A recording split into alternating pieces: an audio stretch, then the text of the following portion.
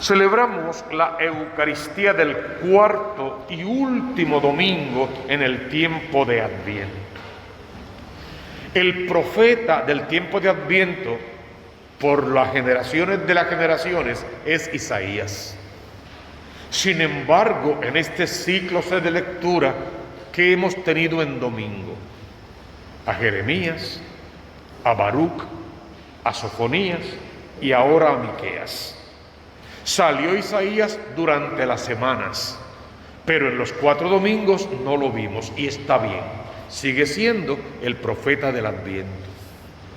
La Iglesia pretende que nos demos cuenta de que no es una idea personalizada de Isaías. La idea del Mesías le compete a todos los profetas. De alguna u otra manera, todos hablaron de ese Mesías prometido, de ese retoño de la casa de David. Hablaron de esa hija de Sión de una manera u otra, directa o indirectamente. ¿Qué hacían los profetas cuando de esas cosas hablaban? Todos estaban intentando consolar a un pueblo. ¿A qué pueblo? Al pueblo elegido, a quien Dios había tomado de la mano y había conducido. Pero pueblo que libre y voluntariamente se decide a pecar contra Dios, a buscar dioses falsos, a poner dioses falsos delante del único y verdadero Dios. Luego de que por su pecado se apartan de Dios, se toman la ventaja de decir que Dios los ha abandonado. Y ahí salen los profetas de una manera u otra, en un tiempo o en otro, a decirles que el Señor no les ha abandonado, que está con ellos y de su parte, que por ellos sale fiador, pero que como es alianza, hay pacto incluido. Mientras Dios hace su parte de salvarnos, nosotros tenemos que hacer nuestra parte de querer ser salvos, de trabajar para esa salvación. Pero hoy Miqueas lo dice de una manera hermosa. Así dice el Señor: pero tú, Belén de Efratá, pequeña entre las aldeas de Judá, de ti saldrá el jefe de Israel. Pensamos en Belén, tenemos que pensar en Jesé. Y si en Jesé, en Samuel, porque Samuel fue aquel profeta que Dios mandó a la casa de Jesé para que de entre sus hijos se escogiera al segundo rey de Israel. Y la historia la conocemos bien. Y fue a la casa de Jesé, vio los primeros hermanos de David, pensó que eran ellos, ninguno era. Dios se fía del corazón, no de las apariencias. Y al final llegó David, el más pequeño de todos, el pastorcillo perdido por los montes, y ese era quien Dios quería y fue ungido rey de Israel. Pues a David se le hace una promesa, que en su trono siempre habría un descendiente suyo. Eso también lo conocemos bien. Y se pensaba, y los profetas pensaban, que sería un hijo biológico, de los muchos que tenía, un hijo biológico que vendría a ser un mejor rey, porque los reyes eran bastante agresivos, bastante perversos, bastante corruptos, bastante infieles, bastante lejos de Dios, y añádele. Pensaban que sí, un hijo de David nacería diferente, vendría diferente y sería un gran rey que los liberaría de toda esa porquería. Pero Dios siempre da mucho más de lo que el hombre puede pensar. Y Dios hablaba de otro tipo de rey, de Él mismo, haciéndose hombre entre los hombres y viniendo como sacerdote, profeta y rey, reinar en nuestra historia y granjearnos con su vida, con su muerte y con su resurrección el reino de los cielos. El profeta lo dijo, solo que no lo entendieron bien. Su origen es desde lo antiguo, de tiempo inmemorable. Si el rey que va a venir, si el Mesías que va a venir es de origen antiguo, pues no puede ser ninguno de los hijos de David. Tiene que estar hablando de alguien más.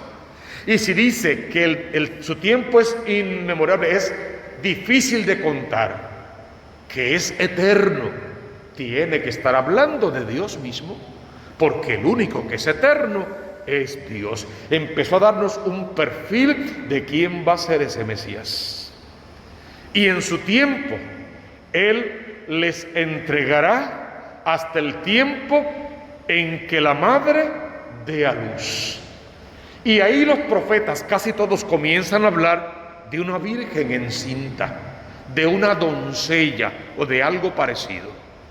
No hablan de María Santísima, porque en el momento de la profecía quizá lo menos que importa es quién será esa mujer. Será una mujer definitivamente para que pueda parir al Emanuel, pero no era tan importante el acento de quién era ella, porque el centro de toda nuestra fe católica es el Mesías, es el Cristo de la gloria, es el Dios de las promesas cumplidas. Los entrega hasta el tiempo en que la madre dé a luz, y el resto de sus hermanos retornarán a los hijos de Israel. Cuando la palabra habla del resto de Israel, habla de los poquitos que se mantuvieron fieles, porque el pueblo entero básicamente fue infiel. ¿Qué le vas a pedir a Dios en la primera lectura de hoy? Señor, permíteme ser parte de ese resto de Israel, de esos que permanecieron fieles, que te amaron sobre todas las cosas, que defendieron tu verdad y que no se prostituyeron con dioses falsos. En pie pastoreará con la fuerza del Señor, por el nombre glorioso del Señor su Dios. Es que el rey que viene en humildad, montado en un pollino de borrica. El rey que viene no es presuntuoso ni cosa por el estilo. Él vendrá a pastorear. El título es el buen pastor. Nos mirará con su compasión y su misericordia, nos verá como ovejas sin pastor y querrá pastorearnos para enseñarnos el camino de vuelta a la casa de papá. No olvides que el católico no busca el camino de la felicidad.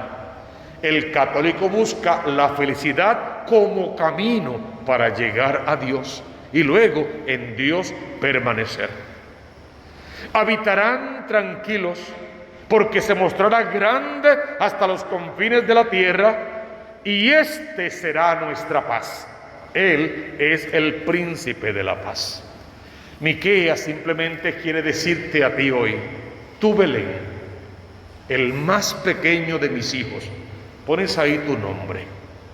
De tu corazón yo voy a sacar la bendición necesaria para que tu casa se salve. Entonces pon tu corazón a disposición del Señor, para que de él salgan ríos de agua viva que inunden el corazón de tus hijos y te den lo que te hace falta para salvarte y salvarlos. Salmo 79. Oh Dios, restáuranos, que brille tu rostro y nos salve.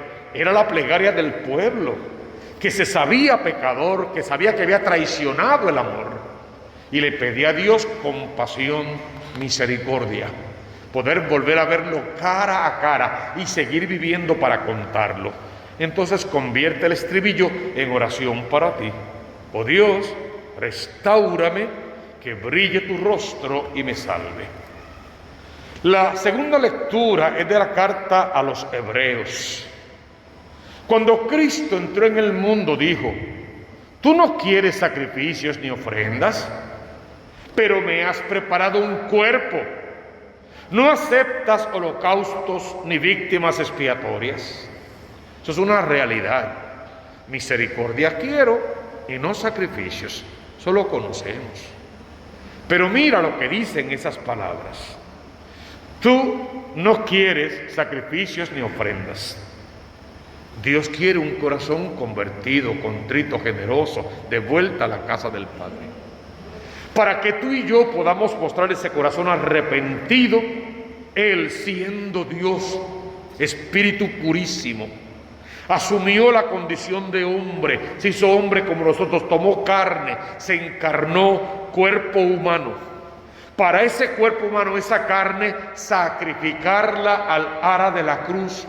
Y el mayor sacrificio de amor por Dios no fue un ser humano, fue Dios mismo hecho hombre en la persona de Jesús. No murió Dios en la cruz, murió Cristo, quien es Dios. Dios mismo entregó a su único Hijo para que tú y yo tengamos un Salvador. Y aunque Dios no quiere sacrificios, Él se hizo sacrificio.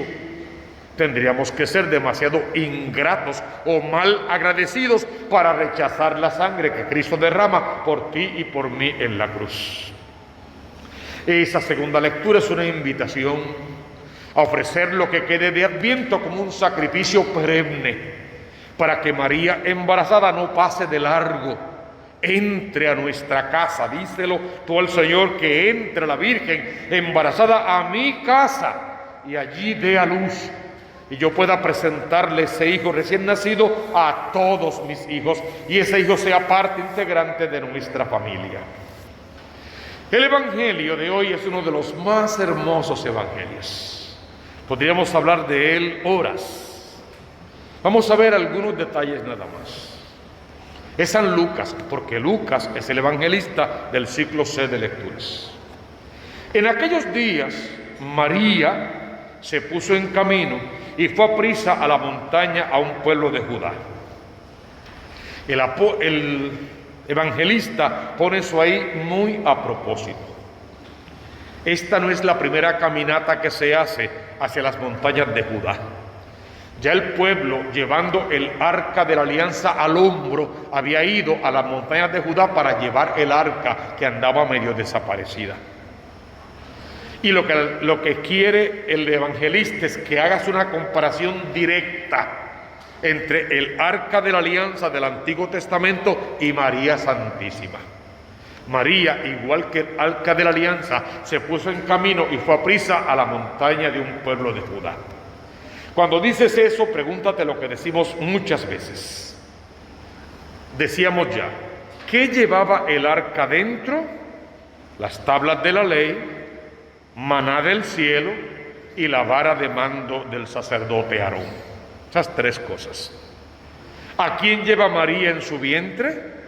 Al que es el pan vivo bajado del cielo, al que vino a darle cumplimiento a toda ley, y al que es el buen pastor con el báculo en la mano, el bastón en la mano para dirigir a su rebaño.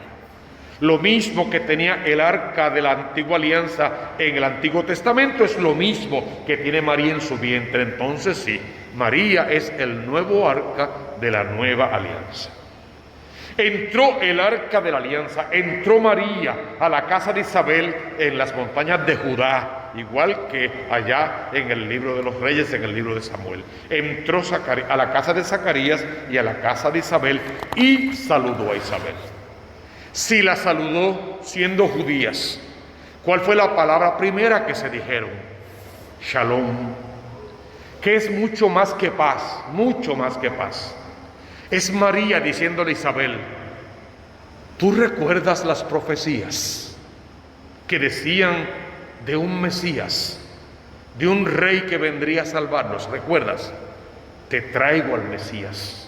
Shalom, te traigo al príncipe de la paz. No lo dijo con esas palabras, pero sí lo dijo, porque ese niño en el vientre de María inspiró al otro niño en el vientre de Isabel. Cuando David recibió el arca allá en las montañas de Judá, cantó, danzó, brincó, bailó, todo tipo de expresión de gozo, porque estaba ante la presencia de Dios.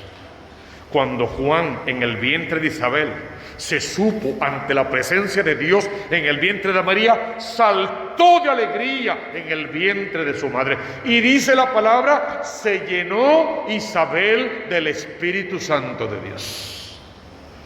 El regalo que María Santísima y el niño Dios llevaban para Isabel y Zacarías y para el niño era el don del Espíritu Santo de Dios.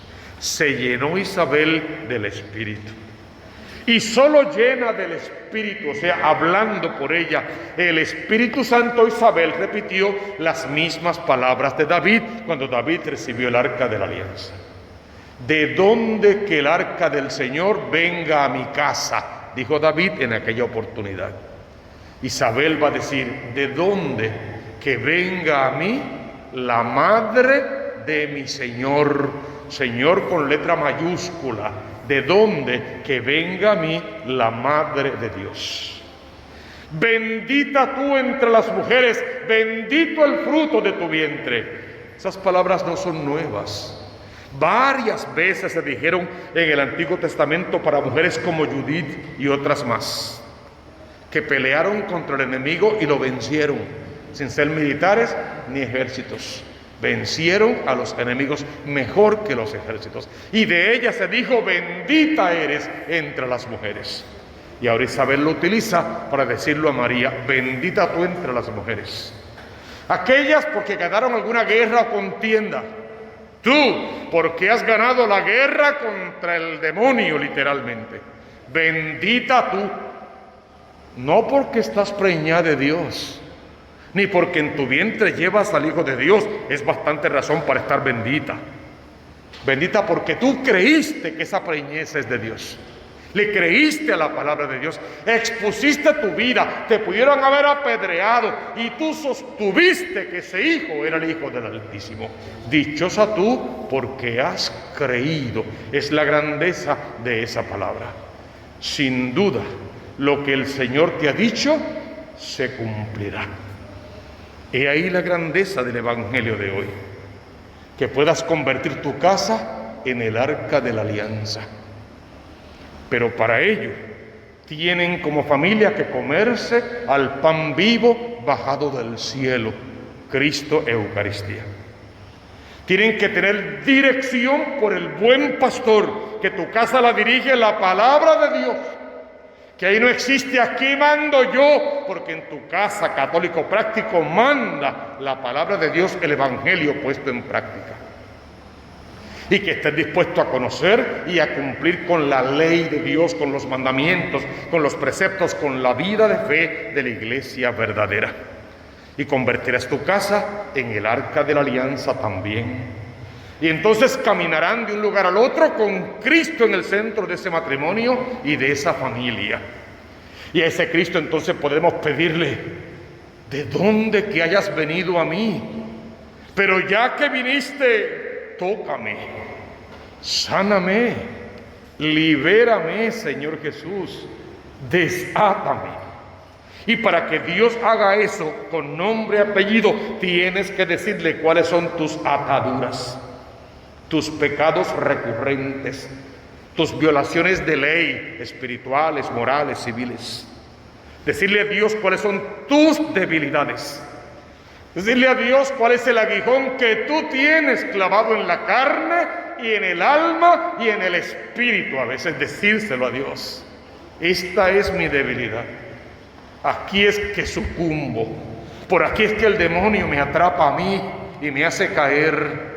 Aquí es donde de verdad siento placer y gozo del mundo y me alejo de Dios por 5 minutos de un placer barato que no tiene promesa de vida eterna. Díselo a Dios, para que luego le pidas: sáname. Solo tú puedes sanarme.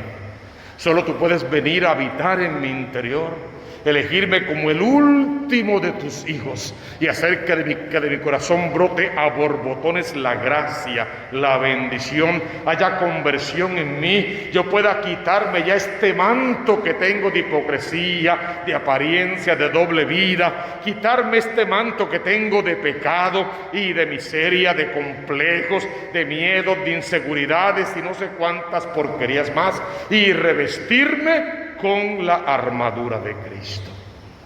Pídeselo al Señor para que esta y cada Eucaristía sea de sanación, de liberación, de encuentro con Cristo, y podamos empezar a vivir otra vez en la presencia del Señor, en la casa del Señor y en el cumplimiento de su santa voluntad.